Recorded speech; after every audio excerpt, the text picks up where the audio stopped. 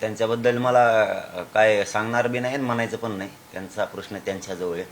सामान्य मराठ्यांचा आणि सामान्य ओबीसींचा प्रश्न आमच्याजवळ आहे. आम्ही आमचं ठरवलेलं आहे आणि बघूत पण. परंतु एक मराठा समाजाला विशेष करून या प्रेसच्या माध्यमातून मी एक जाहीर आवाहन करतो की आपल्या गोरगरिबांच्या लेकरांचं कल्याण होतं आहे.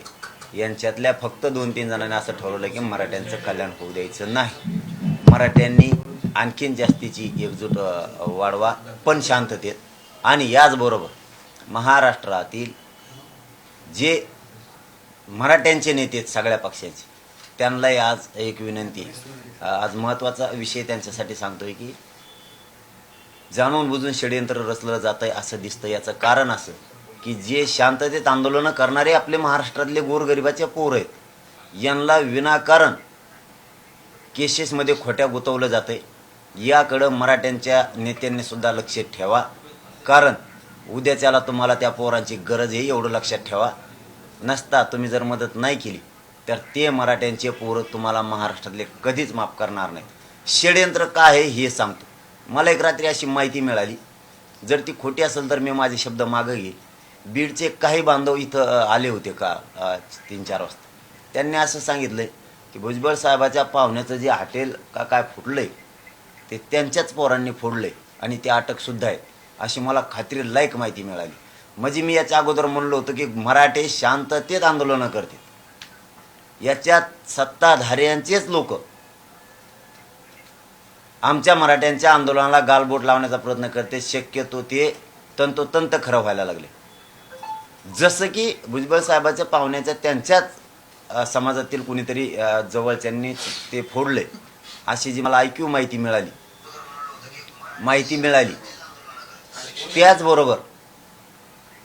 त्याचबरोबर महाराष्ट्रातही असा अंदाजा दिसतोय की यांनी एकामेकाचे त्यांच्या पूर्वीच्या दशापोटी घरं फोडलेत, एकामेकाचे घरावर दगड मारलेत. हे जे मी मागं म्हणलो होतो हे शक्यतो सत्य होणार आहे. मराठ्यांच्या लोकांना जाळपोळीशी देणं घेणं नाही, त्यांना करायची पण नाही. मराठ्यांच्या लोकांना जे सांगितलंय की आपण शांततेत साखळी उपोषणं, आमरण उपोषणं करायचे ते तसेच मराठ्यांचे चालू आहेत. मराठ्यांना या असल्या गोष्टीशी काय देणं घेणं नाही. ते फक्त त्यांच्या स्वतःच्या लेकराला न्याय मिळावा म्हणून ताकदीनं आंदोलनात उभा आहेत आणि ते शेवटपर्यंत राहणार आहेत. पुन्हा एकदा महाराष्ट्रातल्या मराठा समाजाच्या नेत्यांना जाहीरपणानं सांगतो, गोरगरिबांच्या पोरावर खोट्या केसेस करून ओबीसींचे नेते बीडला जाऊन विनाकारण पोरं खचले पाहिजे, जात खचली पाहिजे, जात संपली पाहिजे, जातीतले पोरं मोठे झाले नाहीत पाहिजेत, याच्यासाठी ताकदीनं प्रयत्न आहेत. कारण मला काल अशीही माहिती मिळाली की ते एसपींजवळ सुद्धा जाऊन बसले होते बीडच्या आणि स्वतःहून नावं लिहून देत आहेत की हे अटक करा. म्हणजे काही लोक आमचे असे आहेत की ते कोणाच्या उद्रेकात नाहीत, कशात नाहीत, फक्त त्यांनी मोर्चे काढलेले आहेत, त्यांनी साखळी उपोषण केलेत, आमरण उपोषण केलेत, त्यांचे नावं घ्या, पुरवण्या याद्या तयार करा. मुख्यमंत्री साहेबांना सुद्धा आणि उपमुख्यमंत्री गृहमंत्री साहेबांना सुद्धा जाहीरपणानं सांगतो इथून की पुरवण्या याद्या तयार करा, पण मराठ्यांचे पोरं जास्तीत जास्त गुंतवा, 5-10 हजार पोरं गुंतले पाहिजेत. हे षडयंत्र आहे. हे मुख्यमंत्री आणि गृहमंत्र्यांनी सुद्धा मनावर घ्या. कारण पुढं मग परत आमच्याशीच गाठ. हो, आम्ही खचत नाहीत आणि भेट पण नाहीत. तुम्ही किती खोटे गुन्हे दाखल करा, काहीही करा, आमचं एकही मराठ्यांचं पोरगण, मराठ्यांचा माणूस हटणार नाही, शांततेतच आंदोलन करणार. हे मी या प्रेसच्या माध्यमातून, ही खूप महत्त्वाची प्रेस आहे अचानक जरी असेल तरी पण, कारण सरकारनं याच्याकडे लक्ष देणं गरजेचं आहे. आणि जर सरकारने नाही दिलं तर मराठ्यांच्या सगळ्या नेत्यांना लक्ष देणं इतकं गरजेचं आहे की यांनी असं षडयंत्र रचलं की यांच्या पदाचा उपयोग हे मराठ्यांचे पोरं गोरगरिबांचे विनाकारण गुंतवण्याच्या प्रयत्नात आहेत. उद्रेक करणारे गुंतवू नका, आमचं हे मत नाही. अर्थाचा गैरअर्थ करू नका, पण जे सत्य ते सत्य, जे सामान्य पोरं लढतायत, सामान्य समाज झडतोय, यांना त्रास देण्यासाठी ओबीसींच्या काही नेत्यांचं षडयंत्र सुरू आहे. ते ओबीसी मराठ्यांच्या नेत्यांनी हाणून पाडावं. जर तुम्ही मराठ्यांच्या पोरांच्या पाठीशी आता उभा राहिला नाहीत तर पुढं पुन्हा तुम्ही पण आमच्याच हातात येत. आम्ही षडयंत्र हाणून पाडायला मराठ्यांचे लोक आणि आम्ही सगळे मिळून समर्थ आहेत. काही अडचण नाही. आम्ही घाबरलो नाहीत, खचलो नाहीत, भेणार सुद्धा नाही. यांना असं वाटतंय, एकच मिनिट, यांना असं वाटतंय की जर फटे गुन्हे दाखल केले तर पूरक समाज खचल, मग या जातीचं कल्याण होणार नाही, मग या पोरांचं वाटोळं करायचा आपला डाव सक्सेस झाला, असं ओबीसी नेत्यांचं षडयंत्र सुरू आहे. की हे खचले, हे घाबरले केसेला की मराठ्यांच्या पोरांचं जे वाटोळं करायचं होतं आपल्याला ते आपण बरोबर केलं. आपल्याला हे असे रोखत नाहीत मराठे. आता शांततेत जे ताकदीचे करोडो आंदोलनं चालले हे आपल्याला रोखत नाहीत. तर मग काय डाव टाकायचा? खोटे नाटे डाव टाका. तर मग खोटे नाटे हे डाव टाकायला चालू केले की मराठ्यांचे पोरं विनाकारण गुतवायला चालू केलेत. ते थांबवा. तुम्ही नाही थांबवले तर आम्ही समर्थ आहेत. आम्हालाही पुढचे निर्णय मग घ्यावा लागणार आहेत. आता आमच्या पुढं पर्याय नाही. कारण आम्हाला आमच्या गावात तुम्ही यायचं नाही. या प्रक्रियेकडं आम्हाला पुन्हा वळायची वेळ येईल. त्यामुळं मराठ्यांच्या नेत्यांना गांभीर्यानं घेऊन मराठ्यांच्या पोरांच्या सुद्धा पाठीशी आणि समाजाच्या पाठीशी तुम्ही उभा राहा. कारण हे जाहीरपणानं उभा राहायला लागले. तुम्ही नाही राहिले तर मी जाहीर सांगितलं ना, आम्ही खंबीर आहेत.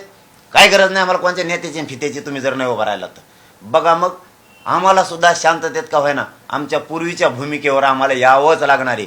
कारण आम्ही बी थोडे नाहीत, आम्ही बी 54% एकटे मराठी. आम्ही शांततेत करणार, पण मग आमचा बी नाविलाजी. चलू द्या, तुमचे 54 आहेत का जनगणनाच होऊ द्या. आता कशी कशी करायची ना, आम्ही बी किती टक्क्यात आम्हाला देशात आम्ही जवळपास 32 करोड आहेत. आम्ही सुद्धा कमी नाही येत मग. आणि राज्यात बी 54 ते 60% आम्ही एकटेच मराठी. तुम्ही आम्हाला त्या वाटावर येऊ देऊ नका. तुम्हाला हात जोडून सांगतो, आम्ही शांततेत करणार, पण आमच्या पोरांना त्रास विनाकारण द्यायला लागले. महाराष्ट्रातल्या बीडसह नांदेडसह महाराष्ट्रातल्या एसपींवरती दबाव आणला जातोय. तिथल्या पोलीस यंत्रणेवर दबाव आणला जातोय. तुम्हाला काय करायचं, आमची सत्ता आहे, टाका सगळे मधी. टाका मध्ये म्हणजे शांततेत करणारे पोरं तुम्ही गुतवणार. आणि ते कुठं भेट येत? आम्ही केसेसला भेट नाहीत. आता मराठ्यांनी ठरवलंय आपल्या लेकरांचं कल्याण होणार आहे ना. असं बी वाटलं झालंय आपल्या पोरांचं आणि तसं वाटलं झालंय. करू द्या काय केसेस करायची ती. आता आपण बी हटायचं नाही. शांततेत आंदोलन करायचं. पण आता मात्र आरक्षण घेतल्याशिवाय हटायचं नाही. हे घराघरातल्या मराठ्यांनी ठरवलंय. खोटे गुन्हे दाखल करताय काय? मराठी बी सावध होत. लक्षात यायला लागले मराठ्यांच्या राज्यातल्या आता हे खोटे गुन्हे दाखल करायला लागले.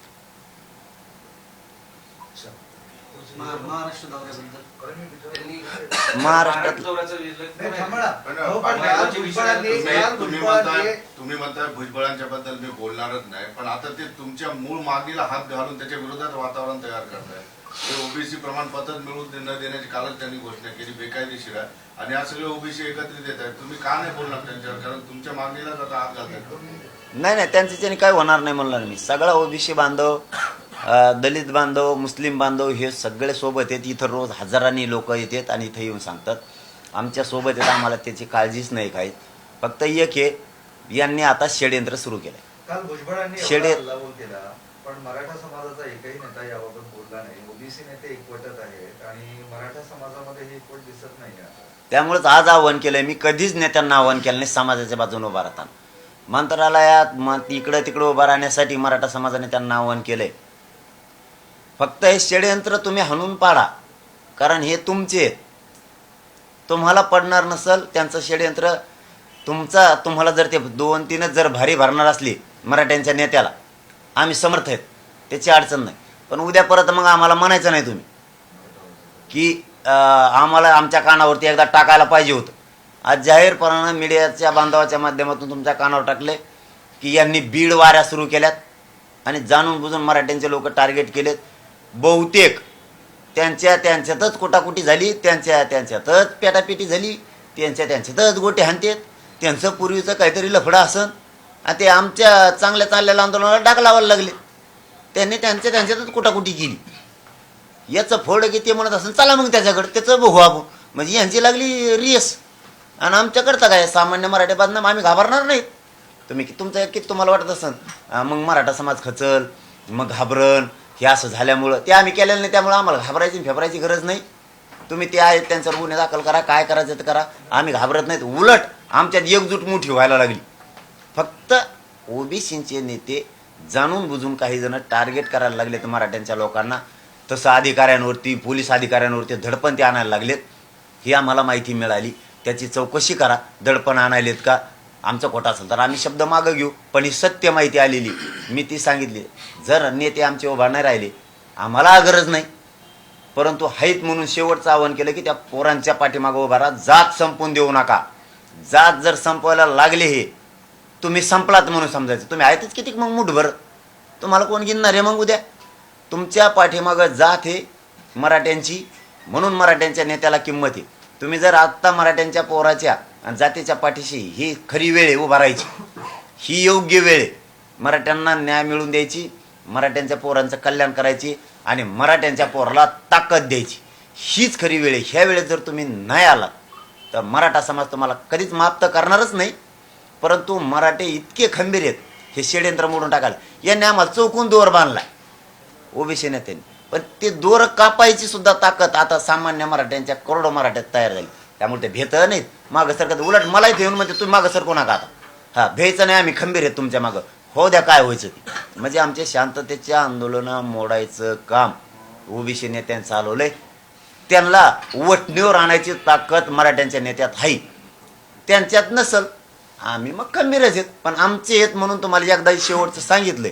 इथून पुढं म्हणजे आजपासून जे महाराष्ट्रात दबाव तंत्र सुरू आहे, पोलिसांच्या माध्यमातून मराठ्यांवरती खोटे गुन्हे दाखल करायचे थांबलं तर बरं. नसता पुढचे निर्णय आम्हाला उशिरा घ्यायचे तर लवकर घ्यावा लागते. याचं मात्र गांभीर्यानं घ्या, कारण आम्ही सुद्धा आमचा पोरांवर होणारा अन्याय सहन करू शकत नाहीत. 40-40, 50-50 पिढ्या आमच्या मायबापांनी अन्याय तुमचा सहन केलाय. याच्यासाठी आमच्या मायबापांनी कष्ट करून स्वतःचे मुलं शिकवलेले नाहीत, मोठे केलेले नाहीत. आमच्या लेकराला त्रास होणार असत तर आम्ही आमच्या लेकराच्या पाठीमागं ताकदीनं उभा राहणार आहेत. कारण आमच्या लेकरांचं वाटोळं आम्ही होऊन देणार नाहीत. कल्याण करण्यासाठी इथं उभा आहेत आम्ही, आणि आम्ही आमचे लेकरं सांभाळायला खंबीर आहेत. फक्त तुम्हाला मोठं केलेलं आहे आम्ही मराठ्यांच्या नेत्याला, म्हणून तुम्हाला एकदा सांगणं का आम्ही पुढच्या वेळेस आम्ही बघतो आता तुम्ही कशी उभा राहत नाहीत किंवा मराठ्यावर ते कसे अन्याय करतात. एकीकडे ओबीसी एकवटत आहे, दुसरीकडे मराठा समाजाला तुम्ही आव्हान करत आहे एकत्र. पुढे संघर्षाची चिन्हे दिसत आहेत का तुम्हाला? संघर्ष होऊ नये म्हणूनच नेत्यांना सांगायलो मी की त्यांना समज द्या, त्यांना समजून सांगा. मुख्यमंत्री, गृहमंत्र्यांनी समजून सांगा. गृहमंत्र्यांनी काल काय काय घडलंय याच्यावर बारकाईनं बीडमध्ये लक्ष द्या. खरंच एसपी समोर हे बसलेत का? तपास अधिकाऱ्यांसमोर हे त्यांच्या कार्यकर्त्याला घेऊन बसलेत का? त्यांनी खरंच तिथं बसून नावं दिलेत काय? हे काय कमिशनर आहेत काय? महासंचालक आहेत काय? हे नावं लिहून द्यायला लागलेत तिथं बसून. जे लोकच त्याच्यात नाहीत. तपास यंत्रणा करा ना तपास. बीडच्या पोलिसांना टार्गेट केलं जात आहे. तिथं जाऊन तुम्ही हातावर हात देऊन बसलात म्हणजे तुम्ही दबाव आणायला लागलेत का बीडच्या पोलिसांवर? बीडच्या पोलिसांच्या पाठीशी मराठा समाज आहे, काय घाबरण्याची गरज नाही त्यांना सुद्धा. कारण समाजाचं रक्षण ते करते तर समाजही त्यांच्या पाठीशी उभा राहायला तयार आहे. एक प्रश्न तुम्हाला विचारतो, तेवढंच माझा प्रश्न आहे. महाराष्ट्रातील ओबीसी आरक्षणाचा कायदा रद्द करा, ओबीसी आरक्षणाचे फेर सर्वेक्षण करा, तोपर्यंत घटनाबाह्य ओबीसी आरक्षणाला स्थगिती द्या, अशी मागणी करणारी याचिका मुंबई हायकोर्टामध्ये दाखल करण्यात आली आणि त्याच्यावर आज सुनावणी आहे. नाही, आता ते कोर्टात असल्यामुळं मी त्यातली अधिकृत माहिती नाही घेतल्यामुळं बोलणं योग्य होणार नाही त्याच्यावरती. कारण ते कोर्टाच्या मॅटरवरती न्यायालयीन प्रक्रियेत आपण बोलायचं. कोर्टात दाखल आज त्याच्यावर सुनावणी होत असली तरी एक रिक्वेस्ट आहे की या अनुषंगानं की महाराष्ट्रातील ओबी आरक्षणाचा कायदा रद्द करा अशी एक मागणी केलेली आहे. ओबीसी आरक्षणाचे फेर सर्वेक्षण करा अशी एक मागणी केली आहे. या दोन गोष्टीवर तुमची भूमिका काय? ते फेर सर्वेक्षण तर करत नाहीत ना, त्यांना ते तर करायचं नाही, मराठ्यांना द्यायचं नाही. मग आता काय झालंय काल ते इथं तुमच्याच प्रश्नाकडे येतो, फक्त थोडं वळून येतो. काल तेच झालंय ना, मग यांच्या लक्षात आलंय मराठ्यांचं आरक्षण इथंचे, मराठ्यांचे पुरावे सापडलेलं असून द्यायचं नाही. आणि म्हणून यांचा थैथयाट चाललाय ओबीसीच्या 1-2 नेत्याचा, जास्त नाही, थैथयाट चालला. कारण सामान्य ओबीसींना वाटलंय त्यांचा जर पुरावा सापडला असला तर त्यांना दिलं पाहिजे आरक्षण, त्यांना ठेवलं नाही पाहिजे. यांचा थैथयाट चाललाय मिळू नये म्हणून. पण ते मिळणार आहे, आम्ही ते घेणार आहेत. त्याशिवाय आता सुट्टी नाही. आम्ही हे आंदोलन उभा भेण्यासाठी केलं नाही किंवा आमच्यावर केसेस होत्या म्हणून मागं सरकणार आहेत म्हणून केलेलं नाही. हे आंदोलन शांततेत केलंय, परंतु मराठ्यांना मिळवून देण्यासाठी हे आंदोलन सुरू आहे. ओबीसी आरक्षण घटनाबाह्य आहे. आता त्यामुळं हा ओबीसी आरक्षणाचा कायदाच रद्द करावा अशी मागणी आहे. मग आता असल घटनाबाह्य त्यांच्याकडे पुरावे असणार आहेत, त्यांनी ते सादर केले असते. आणि घटनाबाह्य आहे मी मागेही म्हणलो होतो की तुम्ही जे जास्तीचं आरक्षण दिले हे कशाच्या आधारावर आणि काय निकषानं दिले. जर तुम्हाला आयोगानं जे केंद्रीय ओबीसी आयोगानं कायदेशीर आणि लोकशाहीच्या मार्गानं मंडल कमिशन गठीत केलं होतं, त्यावेळेस मंडल कमिशनने 14 दिलं होतं. वरचं दिलेलं 16 ते 17% आरक्षण घटनाबाह्यचे अतिक्रमण केलेलंचे ते सोडा हे मत आहे. मग तर धक्काही लागायची गरज नाही तुम्हाला. आमचं त्याच्यातच 50%चं आत वेगळं होऊन जाते. पण तुम्हाला द्यायचं नाही आहे, तुमची नियत ते द्यायचं नाही. अहो दादा इतक्या लांब कशाला? हे आत्ता आमचं मिळतं हक्काचं, आमच्याजवळ पुरावे आहेत नोंदीचे, ते मिळून द्याय ना. ते देऊ नका म्हणतात तर ते कसं मिळून देणार आहे? पॉलिटिकल अजेंडा सोडून देऊ. मराठा वर्सेस ओबीसी असा संघर्ष या मुद्द्यामुळं पेटणार नाही का? कधीच नाही, कधीच नाही. जी जागृती व्हायला पाहिजे होती मराठ्यात आणि ओबीसी बांधवा सामान्यामध्ये ती झालेली. ओबीसी बांधवांच्या पक्क लक्षात आलंय की मराठ्यांचे जर हक्काचं आहे तर त्यांना ते मिळायला पाहिजे. संघर्ष करून काही उपयोग नाही. कारण संघर्ष केला तरी मराठ्यांना मिळणार आहे, नाही केला तरी मिळणार आहे. मग त्या 2-3 नेत्यांचं स्वप्न पूर्ण कसं काय करू शकतंय ओबीसी बांधव? करूच शकत नाही. आणि हे आंदोलन आरक्षण मिळेपर्यंत मराठ्यांचं थांबत नाही हे सगळ्यांना माहीत झालेलं आहे. कारण हे सत्य त्याच्या मार्गाने, लोकशाहीच्या मार्गाने हे आंदोलन मराठ्यांना न्याय मिळवून देणार आहे. म्हणून हे सुरू राहणार आहे. मराठे आता थांबत नाही. पाटील, काल तुमची समिती बैठकीमध्ये सामील झाली होती. राज्य सरकारने सगळे अधिकारी बैठकीत ऑनलाईन घेतले होते, सर्व जिल्हाधिकारी विभागीय आयुक्त. नेमकं बैठकीत काय झालंय? तुमच्या सदस्यांनी तुम्हाला काय माहिती दिली? नाही, त्यांच्या कामाचा अहवाल जो बनवला आहे त्यांनी, त्याबाबत त्यांनी सांगितलं आहे की अहवाल बनवणं सुरू आहे. तुमचं आरक्षण म्हणजे आमचं जे हक्काचं आहे, जे नोंदी सापडतात त्यानुसार सगळ्यांना मिळणारी याविषयी चर्चा झाली. आणि आम्ही फक्त नोट करून घेतलं. शुक्रवारच्या पुढच्या बैठकीत आणखीन त्यातली जास्तीची माहिती मिळेल त्यावेळेस आम्ही सविस्तर तुम्हाला, शुक्रवारी परत त्यांची बैठक आहे, त्यातली मग अधिकृत सगळी माहिती आम्ही तुम्हाला देतो. छगन भुजबळ म्हणतात मी सरकारमधून बाहेर पडणार नाही, मात्र जे आरक्षण देत आहेत ते सरकारमधून बाहेर जातील. म्हणजे 2 मतमतांतर दिसत आहेत आणि जे आरक्षण देण्यासाठी पाऊल उचलत आहेत म्हणजे सरकारलाच इशारा दिला त्यांनी की सरकारच बाहेर पडेल. नाही, आता ते काही म्हणणार आहेत. ते काल कसं बोलत होते हे सगळ्या महाराष्ट्राने बघितलंय. किती गरळ ओकायची मराठ्यांच्या विरोधात हे बघितलंय.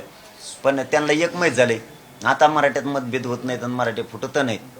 सत्य आरक्षण आपल्याला दिल्याशिवाय पर्याय नाही हे मराठे आता हटत नाहीत. त्यांना पक्क लक्षात आलंय दादा की मराठ्यांचं आरक्षण आपल्यातच आहे. आता उघडं पडलंय ते. आता आपल्याला देणं. पण उचित थायथाट करून बघू जमतंय का. नाही जमलं ते मनाने सोडणार आहेत. कोणी सत्य तू बाहेर पडत नाही. आणि पडत आम्हाला त्याचं काही देणं घेणं नाही. त्या राजकारणाचं कोणी पडत नाही. अहो त्यांनी इतके कुटाने केले तर, लफडे केले तर, कुटाने फोड्या केल्या सगळ्यांनी. ते बाहेर पडत असते ते सगळ्या दुनियाला बाहेर काढीत. त्यांनी पाय खोट्या घालून ठेवल्या सगळ्याला, खोट्या ठोकून कोणाला हालूनच देत नाही इकडे तिकडे. ते काय बाहेर पडणार आहे? अहो ज्या गृहमंत्र्यांनी त्यांना त्या खुर्चीवर बसवलं त्यांच्यावर सुद्धा काल ऑब्जेक्शन घेतलं त्यांनी. इतकं तर त्यांची बोलण्याची पद्धत इतकी उलटी झाली की ज्यांनी खाऊ घातले त्यांच्यावर सुद्धा उलटायला लागले. ते तर मराठीच काय व्हावे. परंतु मराठ्यांनीच ठरवलेलं आहे आता. कुणी आरोप केले काही केले तरी आता हटायचं नाही. आणि तुम्हाला शेवटचं खरं सांगतो मी, आमचं किती लक्ष विचलित करण्याचा प्रयत्न केला, मराठा आरक्षणापासून बाजूला होण्यासाठी लक्ष विचलित करायचा प्रयत्न केला. माझंही लक्ष विचलित करायचा प्रयत्न केला. आरक्षणापासून मला दुसरीकडं माझं लक्ष वळवायचं, माझं वळणारच नाही. मला मराठ्यांनी सरळ सांगितलं ह्या 2 दिवसात, सरळ. मी पहिल्यांदा मीडियाला सांगतोय की तुम्ही तुमचा फोकस फक्त आरक्षणावर ठेवा. तुम्ही आजूबाजूला आता लक्षच देऊ नका.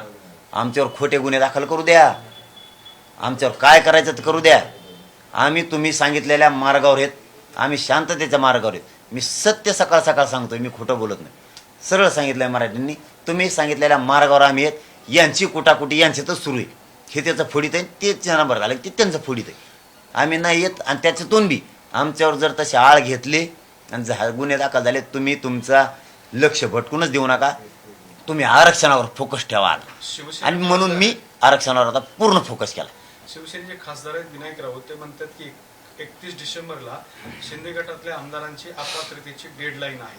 तर या डेडलाईनमुळे त्यांचं निवृत्तीचं मरण पुढे ढकलण्यासाठी जरंगे पाटलावर दबाव टाकून मराठा आरक्षणाची डेडलाईन 2 जानेवारीची मुदतवाढ सरकारने घेतली आहे असं ते म्हणतायत. महाराष्ट्र सरकारने मराठा समाजाची फसवणूक केलेली आहे असा आरोप खासदार विनायक राऊत यांनी केला. नितेश राणे हे मराठा समाजाचे मारेकरी आहेत. मनोज जरंगे पाटलाच्या विरोधात नितेश राणे आहेत.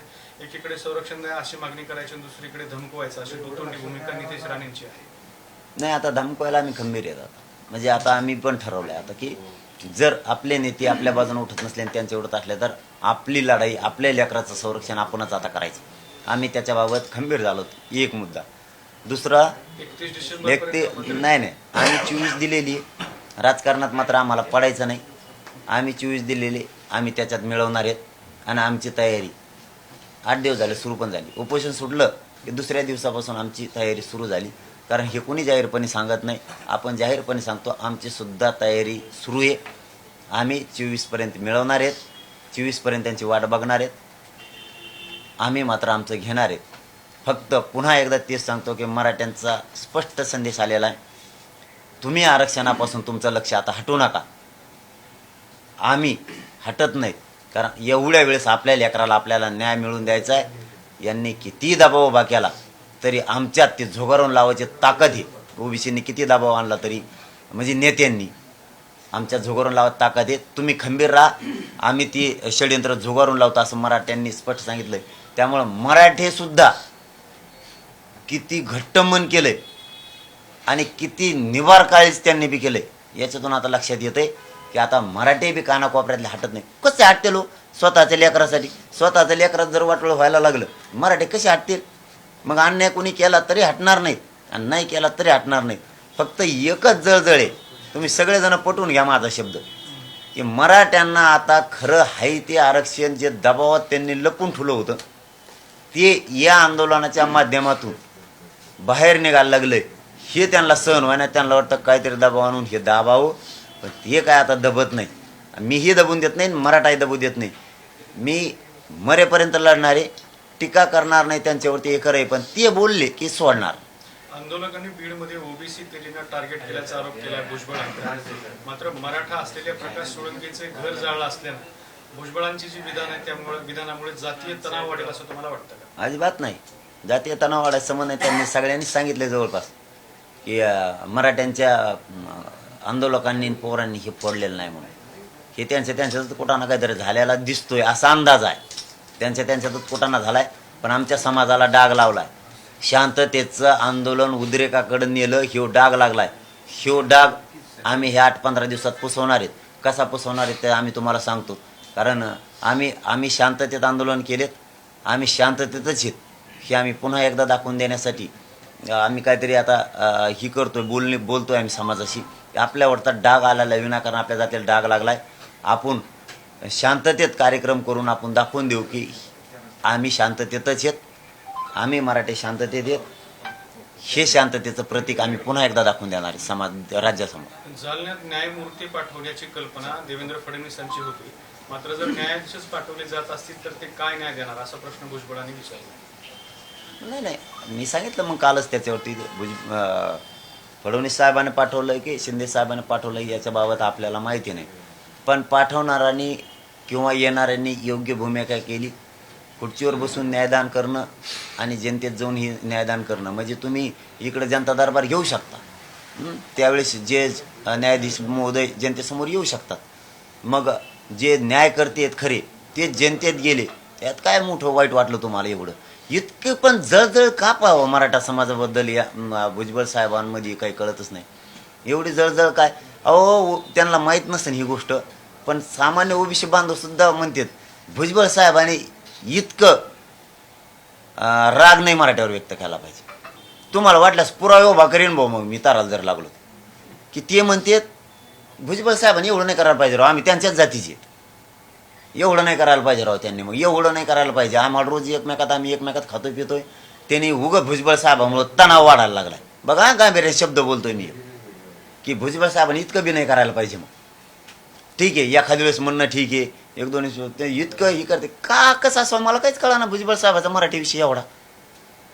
सर्वपक्षीय बैठक झाली मराठा आरक्षणाच्या संदर्भात मुंबईमध्ये, तर लाठीचार्जच्या मुद्द्याबद्दल फडणवीस त्या बैठकीत काहीतरी बोलणार होते, पण त्यांना बोलू दिलं नाही असं भुजबळ म्हणाले. नाही आता ते त्यांना माहित, मला नाही सांगता यायचं त्यांना बोलून. आणि ते बोलायला दपकती नव्हे कोणाला, ते आडाआडच चलत असतात कवाबी, वाकडं वाकडं वाकडं सरळ चलतच नाही ते. त्याने हरगडून पाडा असं एखाद्या मंत्र्याला चालतात तेव्हा ते म्हणले जाऊन तिकडे नाही बोलायचं. ठीक आहे. चलो धन्यवाद.